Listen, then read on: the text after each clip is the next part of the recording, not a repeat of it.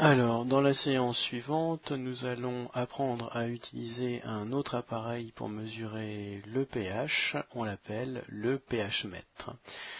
Juste après, dans le blog, vous avez une petite vidéo qui va vous montrer comment bien utiliser le pH mètre, mais vous pouvez déjà noter le protocole dans le cahier. Pour mesurer le pH avec un pH mètre, il faut rincer la sonde du pH mètre avant de l'utiliser.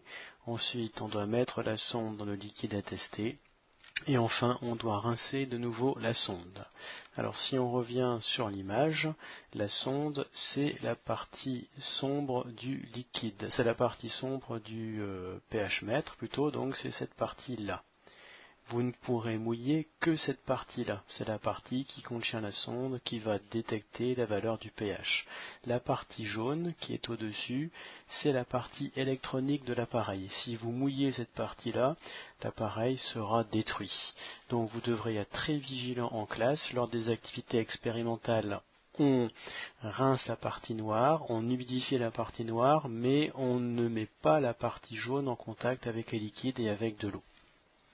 Et quand on utilisera le pH, il faudra toujours rincer le pH mètre avant utilisation et rincer le pH mètre après utilisation. C'est important. Dernière précision, un pH mètre, on ne doit jamais le ressuyer, on le range mouillé. Car si on le ressuie, on peut casser l'électrode qui est au bout de l'appareil. C'est important. Donc vous rincez l'appareil avant de le ranger et surtout, vous ne le ressuyez pas. Voilà, merci.